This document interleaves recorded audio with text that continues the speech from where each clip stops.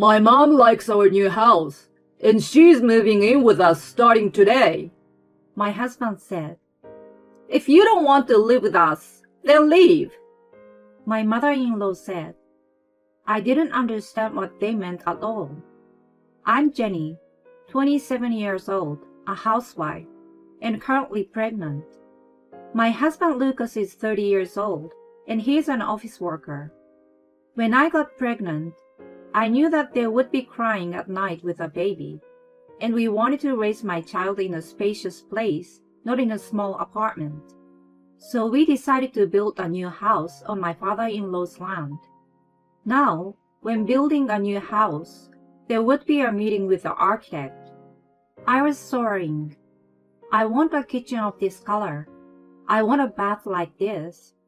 I think everyone dreams of the ease of use and the design they like, and it makes them excited. I was so happy to have a baby and a new house. However, I had a worry.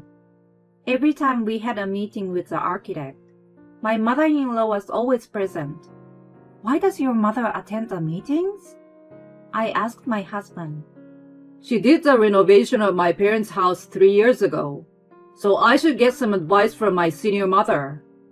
At one meeting, my mother-in-law said, We need one more large room. There should be a large space for the Buddhist altar. She ordered us to have a large space for the Buddhist altar. What? The big Buddhist altar you have? It's an old-fashioned Buddhist altar in my parents-in-law's house. She wants to have a space for it in our house. And you want an additional room? It would become difficult to take care of the house if we had so much more rooms than we need, I said. You need to have a lot of rooms when building a house. She made a single-minded statement.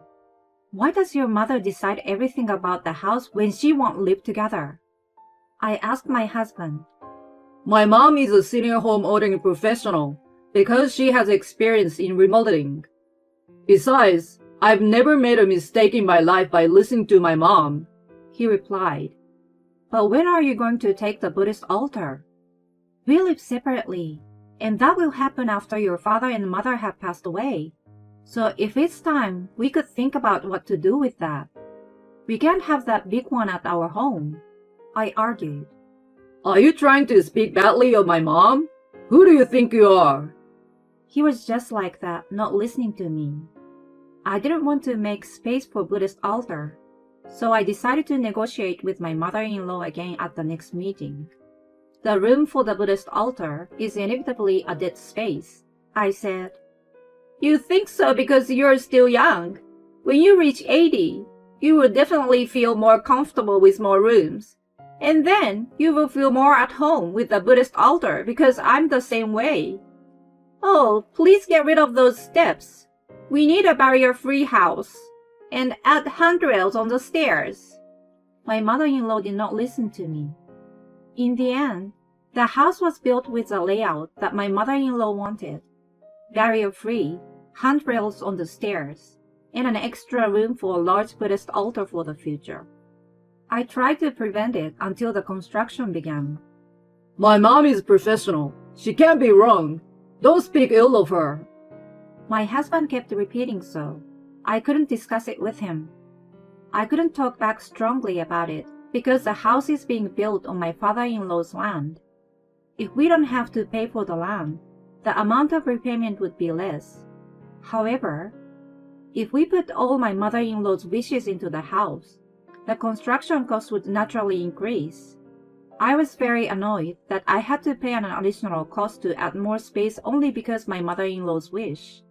The architect understood the situation and suggested that we could reduce the cost by eliminating some parts. He made some suggestions to reduce the cost. Money will come back to you if you spend it comfortably. That's what my mother-in-law said. Well, the new house was completed. I was very happy to see the new house, and the smell of the new wallpaper made my heart flutter. Newly built houses smell really good. A few days after we moved in, my mother-in-law and father-in-law came with a housewarming gift. Thanks to you, we were able to build such a splendid new house. I thanked my father-in-law. In fact, it is. I feel that we probably would not have been approved for a large loan if we had purchased not only the house but also the land. My father-in-law smiled. The smell of our new house is so nice. Now you are ready to welcome a baby as a grandfather. I couldn't be happier, he said, his eyes narrowing at the thought of his yet-to-be-seen grandchild. My husband showed them around the new house, proudly displaying the Buddhist altar room. All that remained was to wait for the baby to arrive. But then, something unexpected happened. While we were having breakfast on Sunday, a moving company came to our house. The packages arrived. I had no idea what was going on. Anyway, I opened the door. I asked him if he had a wrong address, but the address was right. I was puzzled because I didn't understand the situation. I heard the sound of a bicycle warning, tinkle, tinkle, tinkle. It was my mother-in-law. She parked her bicycle in front of the house, pointed at the belongings in the moving truck with a straight posture, and began to instruct. Put this here and this one there. What is going on? The scene was so sudden that I was at a loss for words. Then my husband, who had heard the commotion, came out of the front door. Scratching his head, he said, My mom liked the room for the Buddhist altar so much that my parents are going to move in with us starting today. What? Their belongings were suddenly brought in by the movers, and then I was told that we would have to live together. How is this possible? Then my mother-in-law said, What are you just standing there like that, getting in the way of the moving in of our belongings? She grabbed my shoulder and pushed me. No, I'm not just standing here. I'm standing here in a daze. If I had been in good health, I would have set that back. But there was so much information to analyze that my head couldn't keep up. My mother-in-law seemed to have noticed my pale complexion. I had been thinking about moving in together since the meeting with the architect. At first, I was listening to you to give you some advice. But gradually, your house became closer and closer to my ideal. And when it was done, your house was just perfect. So we decided to move in together. Well, what's wrong with you? Are you dissatisfied? If you don't like living together, then leave. This land belongs to my husband, so it's our house. The Buddhist altar room is for the baby's crib and cradle. I was thinking of putting baby stuff in that space. The empty room was supposed to be the baby's room. But now it's going to be the in-laws' room, and I'm being evicted. I couldn't accept the situation, so I came outside. The wind outside was still cold, even though it was early spring. It was just the right temperature to cool my head down. My cooled head started to spin. Then, I came to a question. Wait a minute. What about that parents-in-law's house that was fully remodeled 3 years ago? I went to visit my in-laws' house. When I visited, my father-in-law was standing at the front door. Edward. He looked back at me and said briefly, Let's go to your home. When I returned to my new house with my father-in-law, the moving of their belongings was almost finished. The moving van was no longer there. What did you come back for? Do you mean you agreed to live with us, or are you prepared to be thrown out? My mother-in-law, who was having tea with my husband in the living room, was grinning at me. If you're going to leave, you will have to pack your own things. My father-in-law stood in front of my mother-in-law, who said such a thing without care. Hey, we are leaving. If you don't want, get out of this house and out of my house. Huh? My mother-in-law dropped her teacup, and the red tea soaked the table. Why? Lucas has agreed to let you stay here with us too, right? My mother-in-law asked my husband. Lucas nodded quickly. Because Mom said she wanted to do so, he said as if it was a matter of course. Hearing this, my father-in-law was furious. How long are you going to keep putting your blind faith in your mother? You are already 30 years old. You should be mentally independent. I had never seen my father-in-law, who was always so mild-mannered, get so loud and angry. My husband's shoulders shook at the sound of his voice. Your mom has changed. My father-in-law pouted in a muffled voice. Where did you get the idea that if you spend money comfortably, you will get it back? He asked my mother-in-law. I was surprised to hear such a familiar phrase. I heard that too. She said it during the meetings with the architect. I said so. I knew it.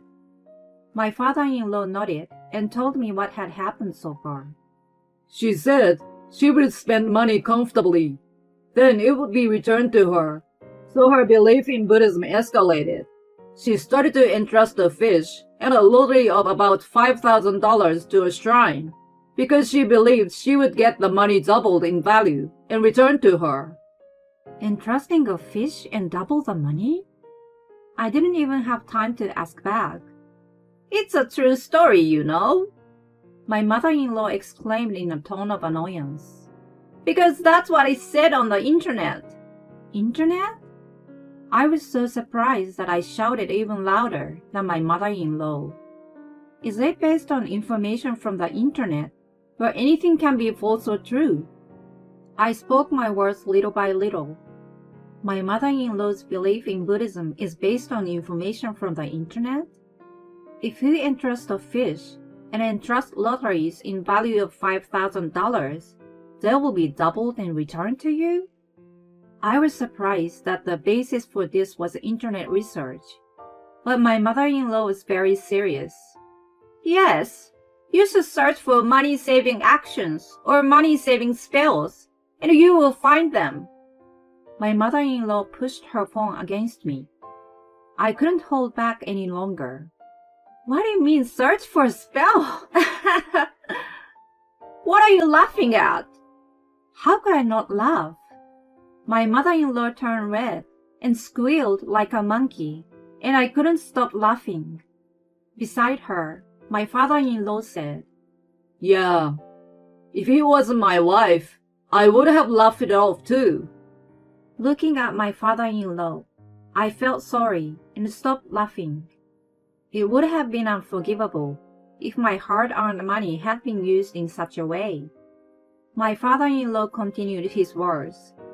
That's why I wanted to help you guys while I still had my savings, because one day I thought she was going to get her hands on my land. Then he looked at his wife. I don't want all of you to be victims of my wife's wrong thinking. I thought enduring it and letting my wife do what she wants would be for the sake of my unborn grandchild. But my husband interrupted my father-in-law's explanation. What the hell? Are you going to talk bad about my mom too, Dad? My husband stood in front of my mother-in-law, as if he was defending her. I was annoyed by this situation. What are the attitude of my husband and the way he is talking to me and my father-in-law? I would never forgive them. I wanted to protect my father-in-law. In return for my husband standing in front of my mother-in-law, I stood in front of my father-in-law, and I nipped at my husband. Your mother's thinking that the internet is always right, and your thought that your mother is always right is the same. Your mother and you are really unfortunate adults who can't discern the truth of information. My father-in-law has had to endure my mother-in-law's extravagant spending all his life, and I was probably the first person to stand up for him. Thank you, Jenny, he said in a small voice. I thought I had given you the least by having you build a new house on my land. But at the same time, I was already running out of savings because of my wife. Then she suggested we go to Lucas, who had money because people and money gather where there is money or something like that. It's not about the truth and false of internet information. It's a problem with my mother-in-law's personality. She's completely like a hermit crab, going from shell to shell. But my husband and mother-in-law didn't give up. But of course, you go where the money is. And if Mom wants to move in with us, she can. That's why Lucas built us an extra room and agreed to take over the Buddhist altar. Saying Mom is always right and the internet is always right, and the two of them were yelling and screaming. These two cannot be saved anymore, and my father-in-law and I looked at each other. If I had been at the beginning of my relationship with this husband, I would have said yes, you can say that for the rest of your life, bye-bye or whatever. I would have said goodbye to him. But now that I know how my father-in-law feels, I cannot simply leave. I felt a surge of righteous indignation that I had to make them go away for my father-in-law's sake, because he's the future grandfather of my baby. First of all, Grace, you're wrong. I told my mother-in-law directly. You say it's written on the internet. Well, why don't you search for Lucky Charm scrap or something? Seriously, no, I don't deny good luck. But if you want to make more money, it's much more practical for you to go to work than to entrust lottery tickets at the shrine, though. At the very least, if you'd applied the time you wasted goofing around in meetings about our new house to a part-time job, you'd have a few tens of hundreds by now. And then you realize, what kind of effort does it take to get those tens of hundreds? How hard your husband worked to earn the amount of money you bought the lottery tickets you gave to the shrine. I told my mother-in-law that much at once. And now, I turn the blade of my words to my husband. And you, who believe your mother so much that you assume everything is right and don't even notice that you're about to be regulated, will not be capable of making the right decision for your child. In other words, it's a divorce. Huh? My husband's voice trailed off, as if he hadn't expected the conversation to proceed to the point of divorce. In contrast to him, my mother-in-law yelled, "Fine! Get out of here!" My mother-in-law spat at me. However, it was my father-in-law who blew away my mother-in-law's strong spirit at once. "You are divorcing me too," my father-in-law firmly told her. "What?" My mother-in-law looked back at my father-in-law. However, there was no way she could get hold of my father-in-law. "In the first place, I never thought I would live with my son and his wife. That house has just been remodeled, and I will continue to live there. Just as Jenny gave up on Lucas, I don't have the energy to support you anymore. Marry the internet or whatever. And that land is still in my name, so Lucas, you get out. You can do whatever you want with your mother, who you believe in. That house belongs to Jenny and her unborn baby. The baby should grow up with someone who can make good decisions." Huh? Thus, my husband and me and my in-laws each got a divorce. 6 months later, we got the divorce settlement. My father-in-law and I each lived in the house we owned, and my husband and mother-in-law were evicted from their respective homes. My brainwashed husband kept telling me that his mother was right on all fronts. "Then why don't you and your mother live together as you wish?" I told him, and then he said, "Yes, I will." They started living together in an apartment. After that, I heard that my ex-husband visited my father-in-law. "Even if I do as Mom says, the money will not increase. I want you to lend me money." My father-in-law said that he sent him away. My father-in-law has retired and is still working as a contracted employee. He enjoys going to a chess club as his hobby. "Now that she is gone, I can save money again." And sometimes he bought toys and was happy to come and visit his grandchild. When the grandson started to laugh and walk, "I date someone," my father-in-law told me shyly. The partner seems to be a member of the chess club. "She is a very intelligent person who judges tactics. She seems to have chosen me after analyzing me carefully." That sounds great. My father-in-law and I had big smiles on our faces.